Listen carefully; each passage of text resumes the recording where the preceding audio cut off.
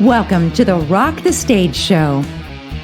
Each week, international media expert Rich Bontrager has in-depth and personal conversations with celebrities, top leaders, authors, speakers, and media professionals.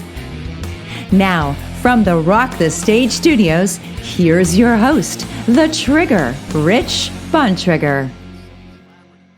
Welcome back, Sunday night, 7 p.m. Eastern Time. We're going once again for another edition of Rock the Stage Show, and we're glad to have you with us here tonight. Again, we are recently now also appearing on PPN. You don't want to forget about that, not just on YouTube, on PPN as we continue to expand and reach out further and further with Rock the Stage.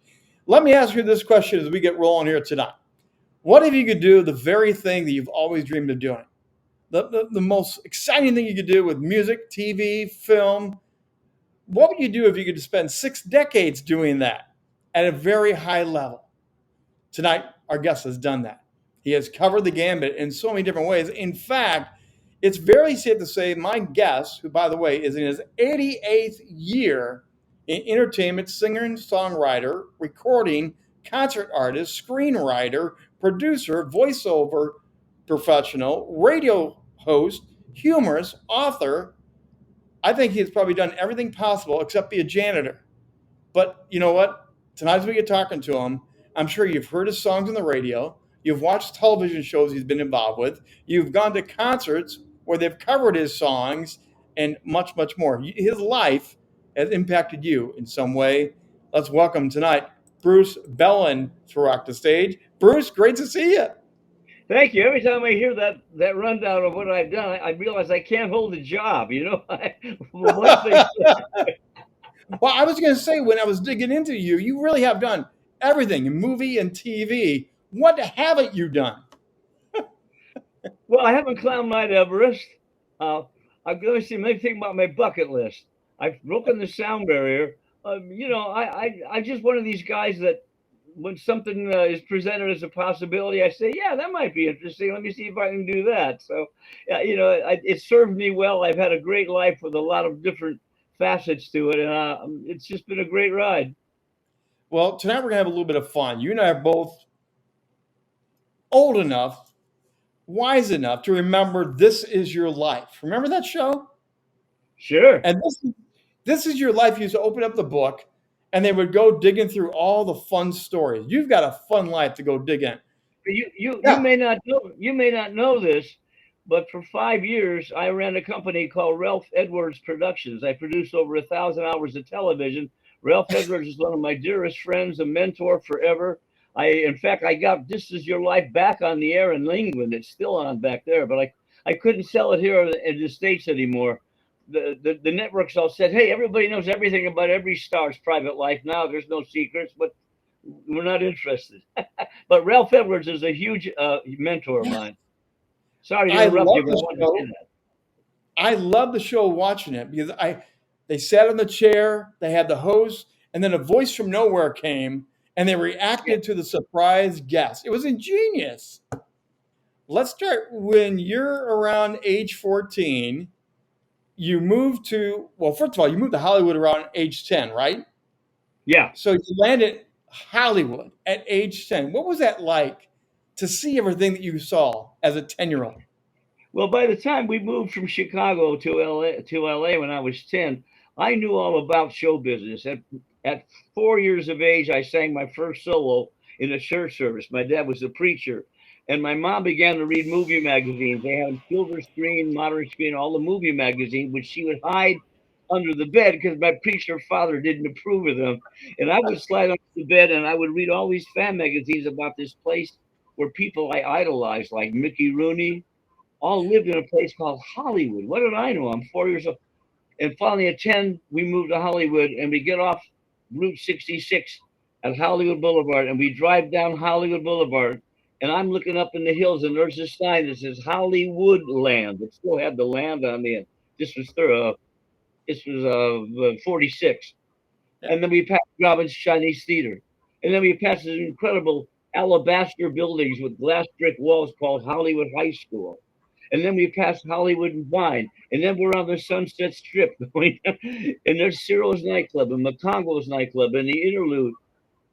I kept looking around for munchkins. I thought, and then so from the moment we met a Trigger, I was just absolutely enchanted, and it got more magical with every day. Well, by age 15, you and I have something in common. We were paper boys. Yeah. Paper boys, and you started delivering the newspaper, but you were the kid across the track. You were on the other side of the Hollywood tracks, and you moved into celebrity land. You delivered newspapers, and also, what, you were a flower boy that carried flowers around the. So, who did you meet when you went through the neighborhood as a paper boy and delivering flowers? So about 14 or 15, I always had a gift of gab. I talked the Hollywood Citizen News circulation manager into giving me, check this out, Trigger, Beverly, Cannon, and Rodeo Drive between Sunset and Santa Monica Boulevard. Now that is, if you know, that is Stars Land. That's gold. So I delivered to Lucille Ball, Jimmy Stewart, Zsa Zsa Gabor, Hal Paul Marx, Ralph Edwards, long before I ran his company. And one day, a gentleman came out and asked me how I threw the newspaper because it didn't seem to get on his porch as it was supposed to. It would land under the bushes. So I took a paper out and showed him. He said, "I think you mind if I make a few suggestions how you could get a little better aim with that paper? Don't fold it 3 times, fold it twice, I guess.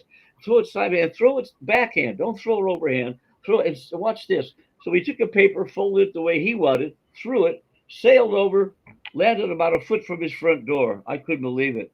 I thanked him. I said, "Who is this guy? A rich guy comes out of his mansion and comes over to teach me how to fold and throw a newspaper." He patted me on the back and said, "Way to go. I think we got it better now. Take a lot." Turned around, walked off, and I realized it was Gene Kelly. Really? And what does that say?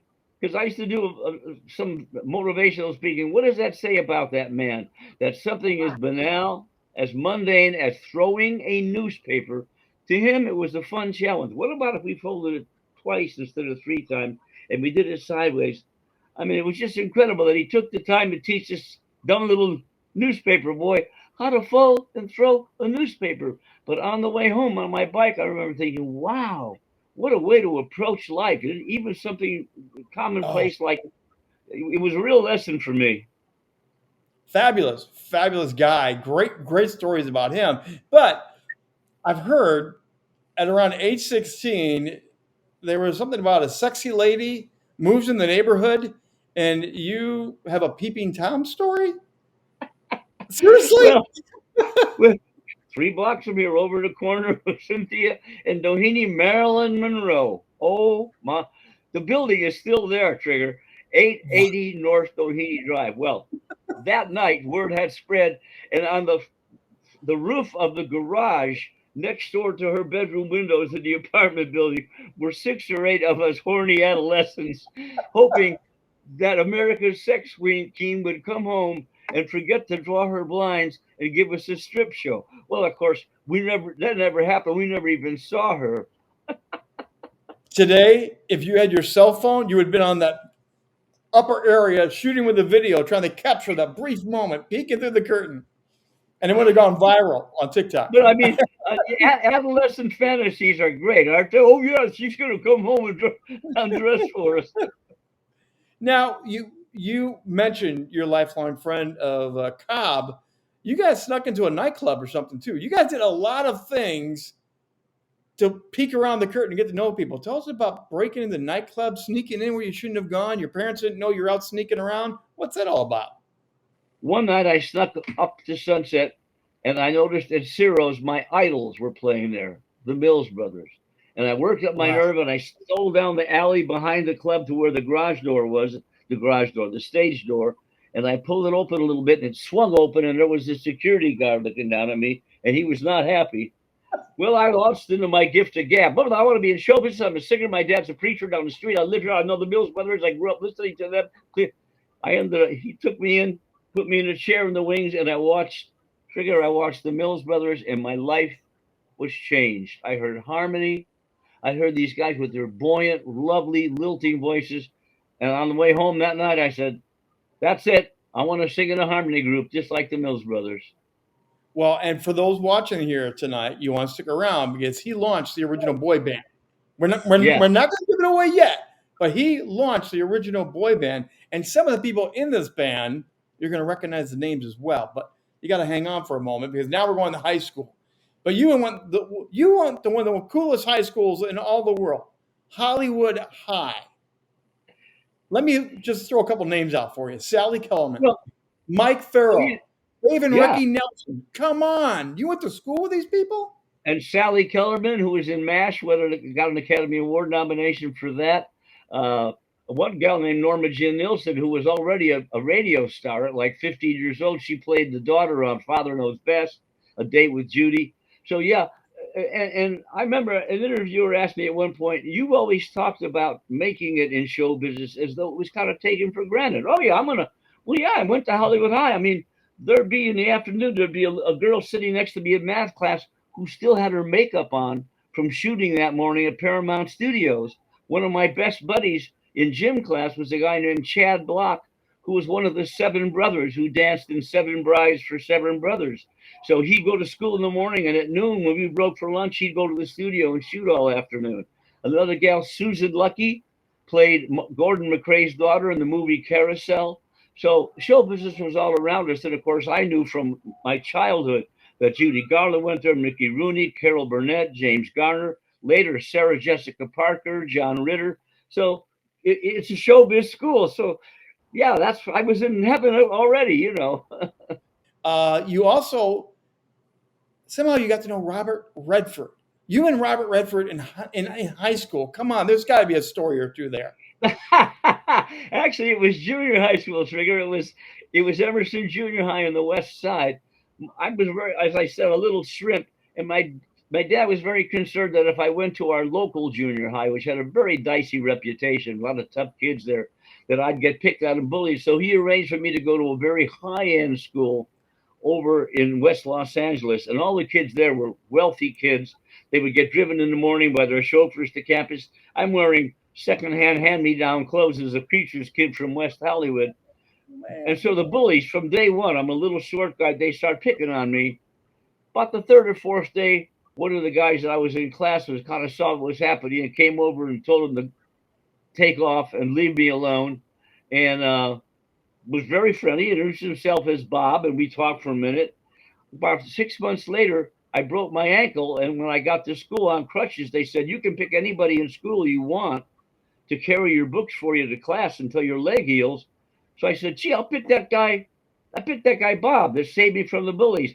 Well, of course, for 3 weeks he carried my books, and I would walk down the hall on crutches, basking in the reflected glory of Robert Redford, who already then was an idol in junior high. I mean, he was so cool.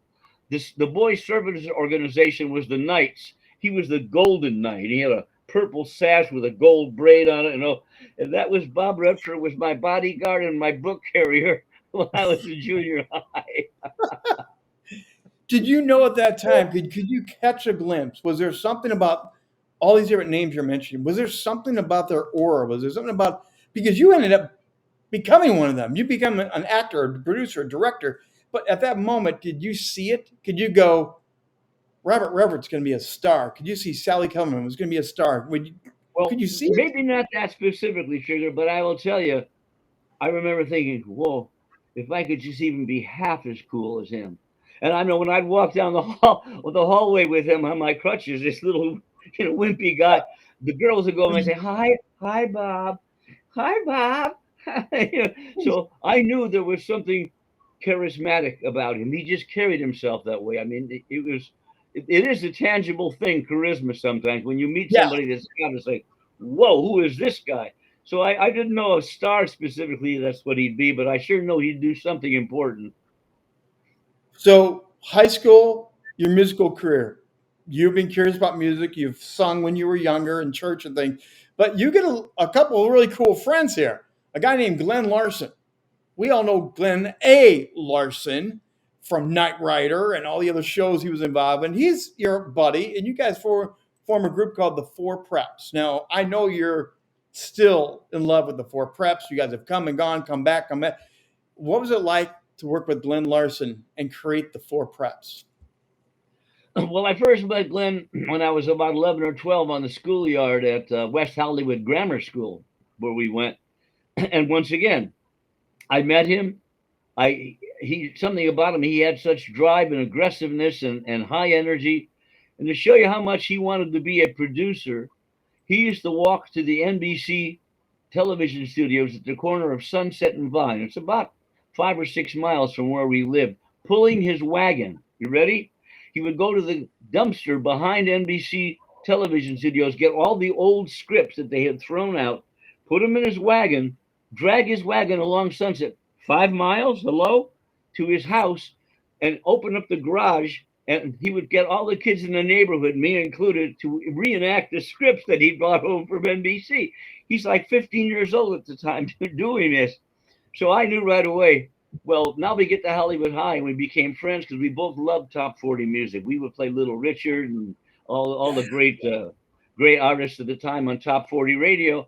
And there was a talent show every year at Hollywood High. Well, you can imagine that Hollywood High being the breeding ground of a lot of stars, the talent show, every talent scout in town would come and watch the show looking for fresh talent. Well, the school bulletin one morning said, we had our auditions for the annual talent show yesterday. 35 girls showed up, not one guy. There's got to be some guys out there that can do something. So I go to Glenn, I say, Glenn, 35 girls and no, are you kidding me? Yeah, let's form a group. We grabbed 2 guys from the choir.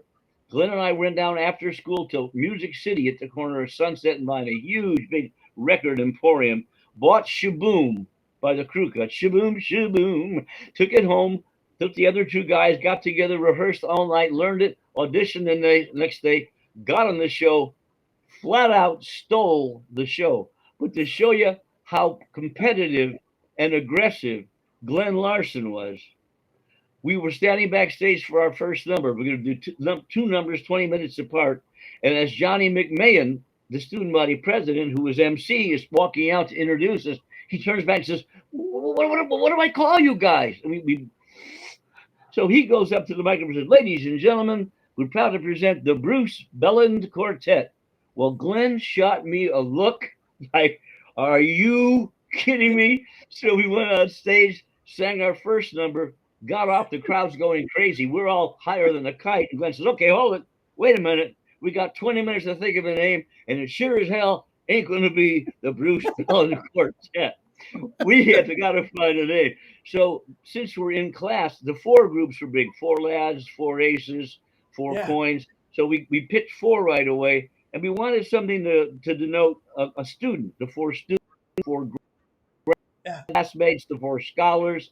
Well, there was a play being presented every night in the auditorium, and there was a prop newspaper sitting on a table near us, and it was open to the sports section, Trigger, and it said Preps Sports Results, meaning the high school score.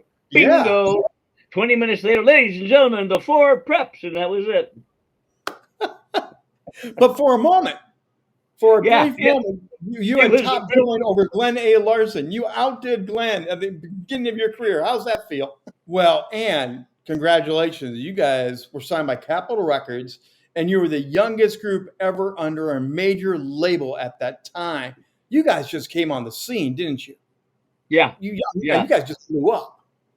And you have to understand, too, that we went to Hollywood High, which is virtually in the shadow of this new round building that they were putting up. We would go after school and watch them building this building. What suddenly, not only do we have a record contract, we have a record contract with Capitol, with the best artist, Frank Sinatra, come on, and the coolest building in Hollywood. So you can imagine the first time we pulled up in our manager's Cadillac in the parking lot of Capitol Records and got out and looked up at that tower and realized we're going to get an elevator, the same elevator Sinatra and Nat King Cole get in, and we're going to go up to the E, top floor, and we're going to meet our producer at Capitol Records. I mean, how many dreams can come true? We were stunned. It was a magical afternoon. How old were you when you rolled up to that building? 18. Were you like 14, 15? Really? 18. I was the oldest of the group. The guys were 17 and 16. I was the oldest. And if I've got a minute to tell you the craziest coincidence that happened, months before we got the contract, we sang at senior proms. all over town. We sang at high school assemblies all over. And one night at a prom we sang at, after the show, a guy came backstage and said, "Look, I'm a songwriter. I need some demos made of some songs I've written so I can take them around to the record companies, try and get records. We'll pay you $25 a song to record a couple of my songs." A couple of days later, we went to the studio, a place called Gold Star Recording, which is legendary in the recording business. We recorded both songs, and one of them was a doo-wop song called Dreamy Eyes. Very doo-bop, doo-wop, doo-be-doo-bop, all the doo-wop flourishes. We made a demo of it. He said, "I'll tell you what I'll do. When I take this song around, when I show it to record companies, I'll say, by the way, the kids that are singing this are available. They don't have a contract. You can get them." He called me in about 3 months and said, "I've been all over town. Nobody's interested in the songs. I'm sorry, but nobody's interested in signing you guys. Keep the faith. I wish you all the luck in the world, but it ain't going to happen." Now, 6 months later, we sign with the Capitol. We go up in the elevator. We sit down with our producer, and he brings in a stack of records this high. And he starts playing his way through the record. And he was so respectful. Here's a guy that produces Judy Garland and Frank Sinatra. But he kept saying, "What do you guys think? Do you like this song? What do you think of this song?" Because we were their answer to the youth market and what kids would want to buy. He gets to about the 8th or 9th record, and we're all getting kind of discouraged and worried. He said, "Okay, this one, it's a real street corner doo-wop sound. I don't know who these guys are. I don't think you can get funky and doo-wop like these guys on the demo. But if you can sound anything like this, maybe we should take a shot at it." Well, he put it on. 4 notes were sung, and we all broke up laughing. He said, What? It's a good song." We said, "That's us. That's you. That's us on the record. This is you on the record. Yeah. You can sing that way. Yeah." Okay, well, that was our first release. Wow. Yeah. Lightning strikes and boom. Yeah. That's incredible. Things like the Forrest Gump things like happened to me all my life, but we all took that as a lucky omen. That, oh my gosh, and I mean, for the rest of our career, we would joke about it with our producer, who was a wonderful, wonderful, elegant man named Hoyle Gilmore, about that first meeting. "This is you guys? You can sing?" But what was it like to hear your first song on the radio? I mean, what was it like? You hear your song, it's like, wait, that's us. I don't know an artist that I've ever met that doesn't remember the first time he or she heard the song on the radio. I was in my 41 Mercury convertible. The top was down because you couldn't put the top up because it was full of holes. So it was down, and I'm driving along, and I get to the stoplight at the corner of Sunset and La Cienega, and Dreamy Eyes, our first record, comes on the radio. I jam on the gas and screech down Sunset Strip to the side street where my girlfriend lived. I turn and go down the side street, and when I get to her house, I don't pull in the driveway. I'm so excited, I bump up over the curb onto her front lawn, which did not please her mother. I said, "We're on the radio. We're on the radio." And I stood up in the front singing along with the song. "Their lonely lips cry for love." And all the neighbors said, "What the hell is going on?" And her mother came out. My girlfriend's mother was not happy, so I sheepishly backed the car off the lawn and parked it at the curb. But that was the first time I heard. That woman ended up being my mother-in-law, and she was a doll. We made friends, but she was not happy with me at that time. Now, you also ended up on the Ed Sullivan Show, which is iconic in itself. But then you also come back to Ed Sullivan's Show, and you guys were pranksters. You guys screwed around a little bit. What did you do that kind of was a little bit extreme, maybe? We were always determined from the very beginning.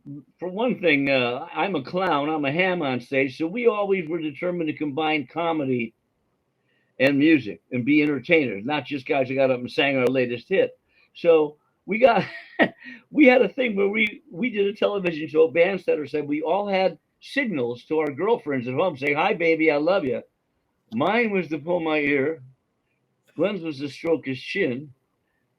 Don's was to pull this ear. Well, I think Ed's was to stroke his nose.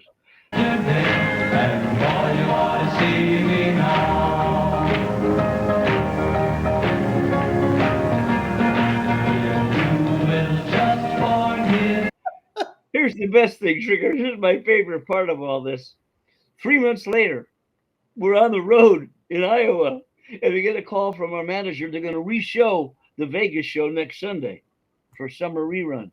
After our show that night in Des Moines, Iowa, we invited a couple of cute girls to go to the local diner and have a Coke and a cheeseburger. Very innocent in those days. We would hang out and giggle, and that would be it. Yeah. So we're driving along in the van, and I hear Glenn say to the girl next to him, "By the way, what's your name again? Ginger? Ginger? Right. Listen, Ginger, we're going to be on the Ed Sullivan Show next week. Would you like it if I said hello to you in Des Moines?" Oh my God!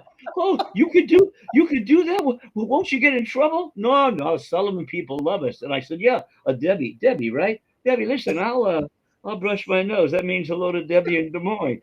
Oh my God! So the following Sunday, 4 girls from Des Moines were in seventh heaven when we're on the Sullivan Show. You say, hi, Debbie. Hi, Ginger. Well, but then you get to know a guy named Dick Clark, and I understand Dick Clark and you guys are prank each other often, and he actually went really strong with you guys, didn't he? I mean, pranking was a part of your gig, right?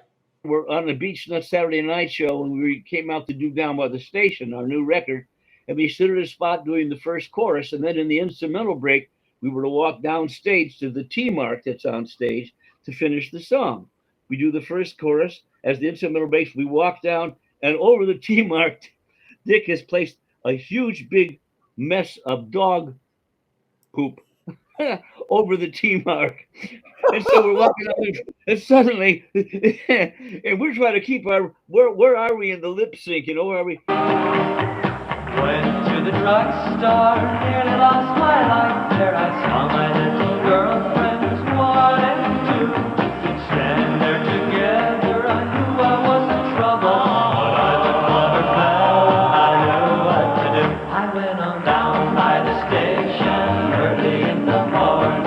I was through with women as cute as they could be. But then I saw another girl, looking kind of pretty. Said I'm through with 1 and 2, I love you number 3.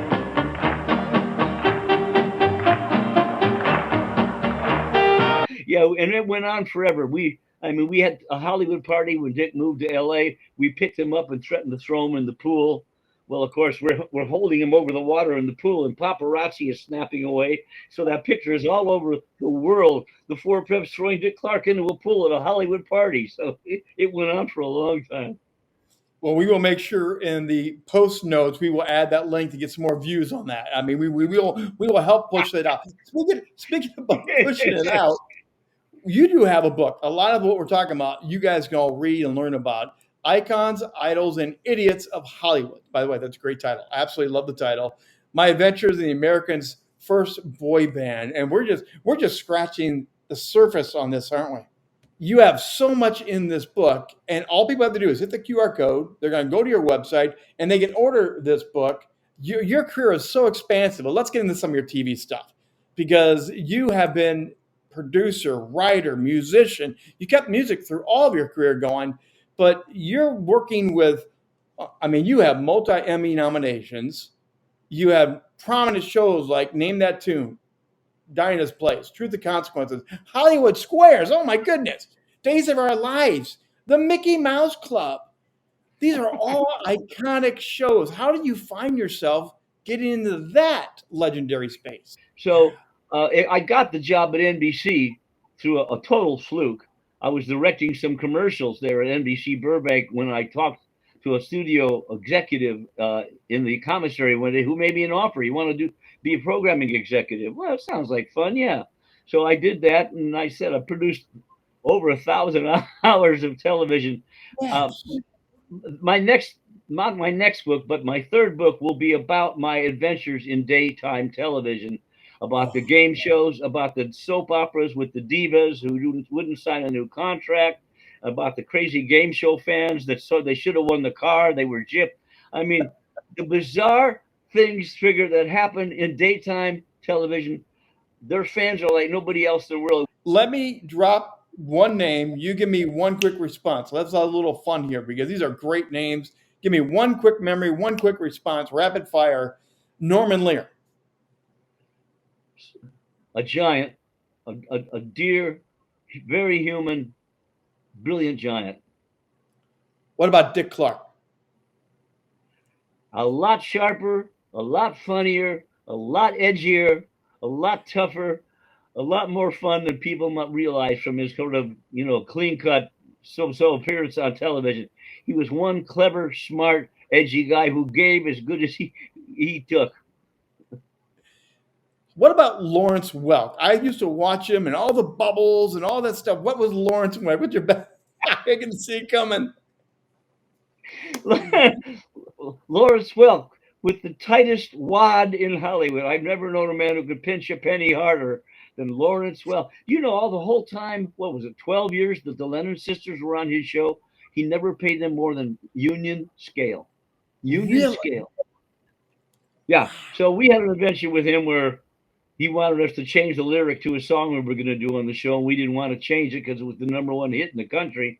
And he had his reasons for doing that. It had to do with money, of course. So our experience with Lawrence was not one of the high points of our career. Let me give you one, Norm. One more Sure. question on quick response in the name. Merv Griffin. One of the brightest people I have ever met.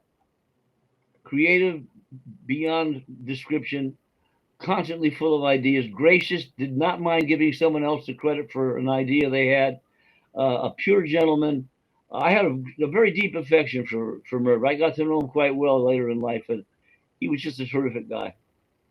He was an amazing talk show TV host. Amazing. He knew how to run a show and make it a great show. Oh yeah. So, Did you ever hear how he got the idea for Wheel of Fortune? no. Come on. Tell us. He told on himself at the time he was married, and he was saying to his wife, because he had Wheel of Fortune on. By the way, I developed Wheel of Fortune. It was I who trained Chuck Woolery and so put the show on.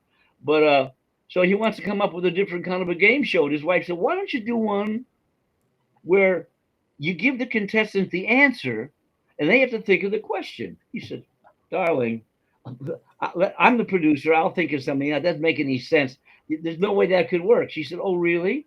He said, "Yeah." She said, "Let me try one night. I'll give you an answer. See if you can think of the question. 5,280 feet.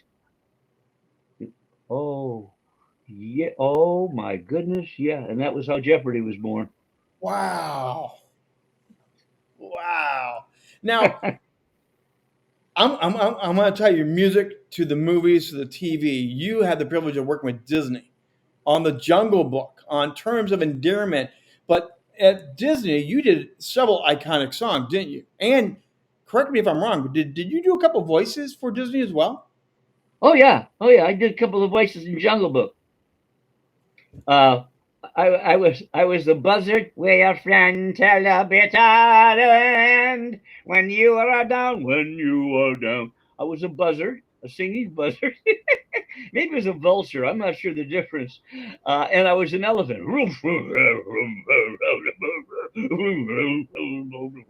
Yeah. And I wrote 5 or 6 title songs for movies. The Computer Wore Tennis Shoes and a Tinkle in. I wrote that and sang the voice on the opening theme. Barefoot Executive. National Anthem. Come on, everyone's seen National Anthem. They've all seen. They're driving down the road singing this stupid, crazy song, and Bruce wrote it. Everybody, just so you know, Bruce wrote the song, right? Well, it's not exactly Moon River, but who's the moosiest moose we know? Marty Moose, who's the founder of our favorite show. That was an amazing adventure. My partner and I were trying to write a Broadway musical at the time. Very late one night in our little funky studio in Hollywood, I get a phone call from a terrified, panicked producer of National Lampoon Vacation saying, "We need a song tomorrow. So it's a Mickey Mouse theme, Sideways. We want that Mickey Mouse theme where the family's in the car driving to the amusement park and they're all singing this song. The people we hired to do it, they brought it in. It's a piece of crap. We can't use it. We need a song. Can you get it?" "Yeah." "Is pay involved?" He told me the figure. I said, "Yeah, we can do it." He said, "Oh, one thing. What? I need it by 8 o'clock in the morning." "Oh, okay." So we went across to the little liquor store across the street and bought Snickers bars to give us inspiration. Went back and spent the whole night writing "Who was the moosiest moose?" And about 3 o'clock, we got punchy. And I was thinking of these terribly filthy, obscene lyrics to this Mickey Mouse song, just having fun because we were punchy. We got it done about 7 o'clock. We made a tape of the demo. And per our instructions the night before, at 8 o'clock that morning, we were at the gate of Warner Brothers with the demo tape in our hand. And the musical director came over and we handed it to him through the gate. He thanked us and turned around and walked back. And I ended up making as much, if not more, royalties on that particular little song in National Lampoon than on 26 Miles or Big Man or Willie Nelson's hits or anything. It was an amazing experience.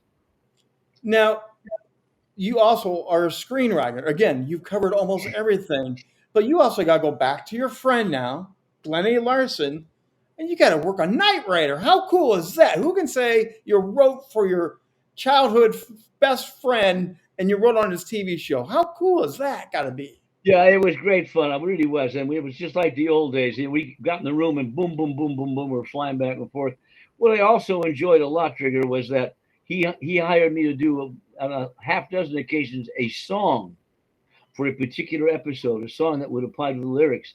And I wrote one called "Ain't That Just the Way That Life Goes Down," which is this is what he gave me to write a song. He said, "Okay, this is about a country western lady who's a big recording star.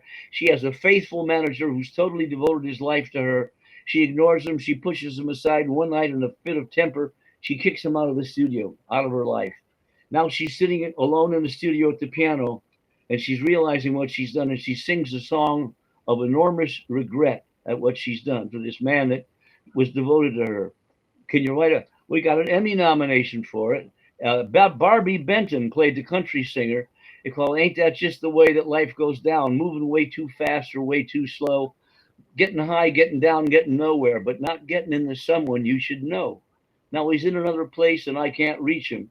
I feel as though I'm guilty of a crime. I took all he had to give and gave him nothing, and all it would have taken was some time. What an amazing career. But we got to go back to the four preps because I think this may be one of your biggest personal accolades, I'm guessing. The Oh yeah. Vocal Group Hall of Fame. You were inducted in the Hall of Fame in 2007 for the four preps. What does that mean to you with everything you've done? But you're in the Hall of Fame with the four preps. Means everything. It means everything. And as I've said a couple of times, it's about damn time. But when it was formed, the Vocal Group Hall of Fame, I right away said, "Gee, I hope someday we end up there," and we did. And it makes me very proud. I love being called a singer and being considered a singer. I love even more being called a harmonizer. To me, music. I love my voice. Every singer loves to hear his own voice. I much prefer with three other voices wrapped around it. To me, that harmony, not only the sound that it produces, but the camaraderie. You're four guys leaning in, all trying to make the same thing happen. A beautiful sound that will move and touch people. And that's a kind of a fellowship, if you will, and brotherhood that you can't put a price tag on that. It's just a wonderful experience.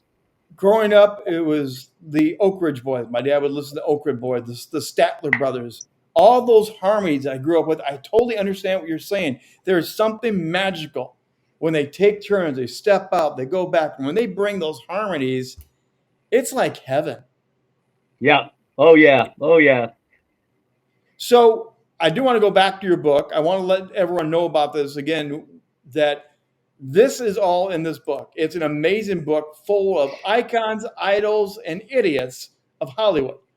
My adventures in America's first boys band, the Four Preps. And again, they can get it by hitting the QR code. They're going to go right to your website, Bruce. So what else are they going to find at your website when they go there shopping? Well, it's brucebelland.com, by the way. I guess you know how to spell it. BRUCEBELLAND.com. And I got videos I got some videos of us in high school. We did an amateur television show that are pretty funny. And we got some more recent things on the Dick Clark show. And just a lot of movie clips from films we were in, soundtrack stories about songs that I've written, about acts that we performed with. I've been complimented on it. It wasn't my doing. I have a brilliant webmaster who put it all together. But if you want to spend a full day, you can do it on my website. There's that many things to look at and enjoy. Bruce Belland is the name. Again, get the books. Make sure you follow him. 88 years and still going strong because you guys have come back together. You guys have separated. You guys have come back. You're not done, are you? No. As a matter of fact, I was just looking at my calendar this morning. I've got 2 or 3 coming up in code. One, they're going to do a night with Bruce Belland at the Los Angeles Grammy Museum. So in May, it's going to be an evening with me, old film clips, playing old tracks, answering questions from the audience, telling my stories. In about 2 weeks, the Turner Classic Movie Channel is doing their annual film festival in Hollywood, and they're showing Gidget one night on the roof of the Hollywood Roosevelt Hotel. And I'm going to do a 10 or 15-minute introduction about shooting Gidget and our experiences on that film before they do the screening. So, good stuff's coming up. Every day I get a call or two that want me to come along and tell my stories, and I'm there. Well, Bruce, I really appreciate the time today. Thank you for being a guest on Rock the Stage Show. Amazing story, and thank you for all the amazing stories you shared with us here today. Thank you. Oh, my pleasure. Take care, bye-bye. Bruce Belland, again, get the book. Make sure you read it. If you love movies, film, the entire industry, you got to get a hold of this book. Again, this is an extended, longer version of Rock the Stage. We're glad you stuck around with us tonight. Make sure you're back here 7 o'clock Eastern Time, Sunday nights, with amazing celebrities, amazing stories, insights. We take you behind the curtain very often to help you see the real stories, meet the real people, and let them share their stories right here. We'll see you next week, 7 p.m. Eastern Time, for Rock the Stage Show.